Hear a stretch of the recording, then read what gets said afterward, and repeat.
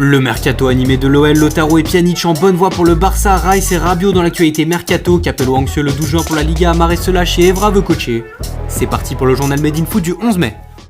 Et on commence avec une page mercato en France et plus précisément à l'OL. Privé de Coupe d'Europe pour la première fois du siècle, Lyon va certainement perdre plusieurs de ses cadres pour la saison prochaine, à commencer par Oussem Aouar. Lyon en marche arrière titre l'équipe ce matin. Le jeune milieu de terrain de 22 ans dispose d'un bon de sortie à 50 millions d'euros, comme le rappelle le journal sportif. Manchester City et son entraîneur Pep Guardiola semblent d'ailleurs être les plus intéressés de ses admirateurs. Également sur le départ, Moussa Dembélé devrait trouver un point de chute assez facilement en Angleterre. Estimé à 40 millions d'euros, l'ancien joueur du Celtic Glasgow a marqué 31 buts en 2 saisons de Ligue 1. Enfin, un dernier départ majeur à prévoir, celui de Memphis Depay. Foudroyé par une rupture des ligaments croisés en décembre, le laissant hors des terrains pour un peu plus de 6 mois, le néerlandais a confié à son président Jean-Michel Aulas sa volonté de partir en cas de non-qualification en Coupe d'Europe. À 26 ans, le capitaine lyonnais voudrait faire décoller sa carrière et rejoindre un plus grand club. Et puis un mot sur Bruno Guimaraes, considéré comme un intouchable dans le Rhône. La révélation 2020 de l'OL est déjà sur les tablettes du Barça après seulement 5 matchs joués. Les Catalans souhaiteraient faire venir le milieu de terrain brésilien pour remplacer son compatriote Arthur, poussé vers la sortie.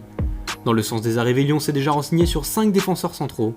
Les noms de Merih Demiral, Robson Bambou, Aïssa Mandi, Marash Kamboula et Kevin Akpoguma ont déjà fuité.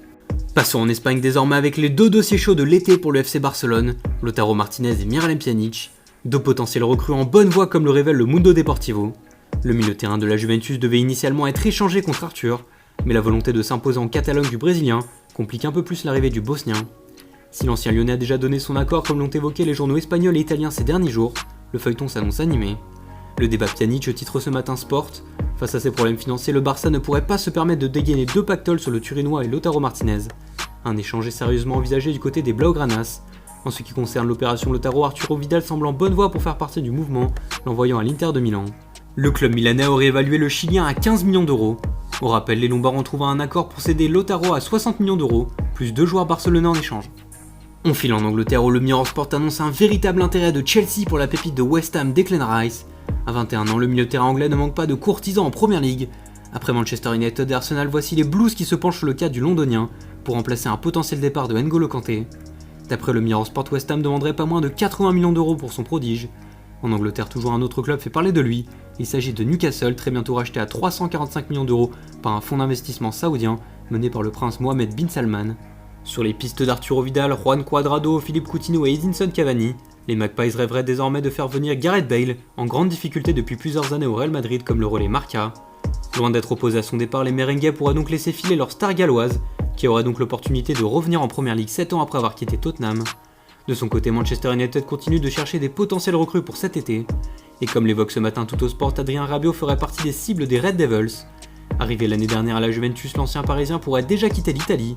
Le Daily Mail avait d'ailleurs annoncé hier que les dirigeants bianconeri ne seraient pas opposés au départ du milieu de terrain français de 25 ans. On reste en Italie mais passons à la reprise du championnat avec les mots de Fabio Capello, à l'affiche du Corriere dello Sport.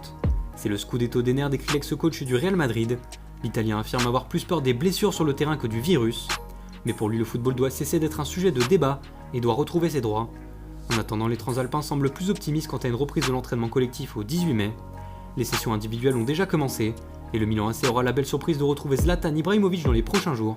Comme l'indique Tutto Sport, le géant suédois est de retour en Lombardie, pendant que Gonzalo Higuain dans les rumeurs de départ est toujours en Argentine. La Juventus lui a accordé un nouveau délai. Et alors que la France a stoppé son activité sportive, ses voisins ne manquent pas d'afficher leur volonté de reprendre, à commencer par l'Angleterre. À la une du Mirror Sport, le football est plus sûr que le shopping. Les joueurs se sont exprimés sur leur position et clament haut et fort leur volonté d'assister à un retour du football avec le projet Restart. Pourtant, cette initiative est menacée par les clubs rebelles qui refusent de jouer sur des terrains neutres jusqu'à la fin de la saison.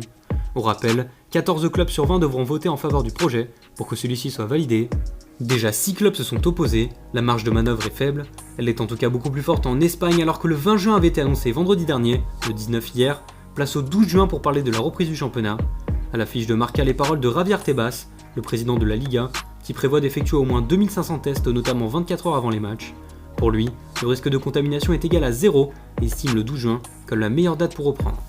Et puis pour finir, retour sur le recrutement inventé à Marseille de Riyad Mahrez, invité sur le live Instagram de Smaïl Bouabdella, journaliste à Bein Sport. Le vainqueur de la CAN 2019 se confie sur son expérience ratée en Provence. La CFA, je m'entraîne grave bien, tout ça. Jusqu'à Nigo, il est descendu voir l'entraînement. Il m'a pris dans son bureau, il m'a dit franchement, j'ai envie de te faire signer, tout ça, on a kiffé sur toi, tout ça, tu vois. 3-4 jours après, il appelle mon agent. Il m'a dit, ouais, écoute, on a un joueur qui est pareil ici. On veut que c'est lui qui passe. On veut pas le mettre, tu vois, on veut pas le mettre des bâtons dans les roues, tout ça. Et tu sais, c'était qui le joueur? C'était Omrani. Bilal Omrani. Ah oui. Et on termine avec un autre témoignage, celui de Patrice Evra. L'ancien international français a confié au site de Manchester United qu'il souhaitait absolument entraîner un club, peu importe le niveau dans le futur. Le natif de Dakar au Sénégal a d'ailleurs ajouté qu'il aimerait bien prendre en charge des enfants et que devenir entraîneur sera une tâche aussi compliquée que devenir footballeur. Merci à tous de nous avoir suivis, n'hésitez pas à vous abonner, à commenter, à liker la vidéo et rendez-vous demain pour un nouveau journal Made in Foot.